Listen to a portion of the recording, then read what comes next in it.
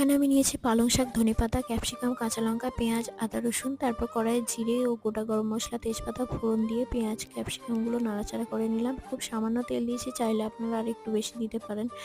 তারপর পালং শাকটা হালকা ভাপিয়ে নিলাম। এদিকে আদা ও রসুন পেস্টটা দিয়ে নাড়াচাড়া করে নিয়ে একটা মাঝারি সাইজের টমেটো দিলাম। এরপর একটা টমেটো বাটা, তারপরে আমি দিচ্ছি এখানে ক্যাপসিকাম ও কাঁচা লঙ্কা বাটা, জিরে গুঁড়ো, হলুদ গুঁড়ো ও সামান্য চিনি দিয়ে নাড়াচাড়া করে নিলাম।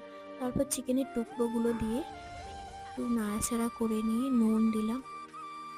ভালো করে কষিয়ে নিয়ে ধনেপাতা কুচি দিয়ে কিছুক্ষণ ওটা কষার পরে আমি ঢাকা দিয়ে সেদ্ধ হতে দিলাম। তারপর আমি ওই যে পালং শাকটাকে পেস্ট করে নিলাম।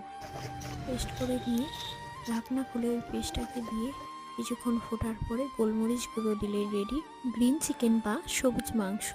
এই শীতে একবার বাড়িতে বানিয়ে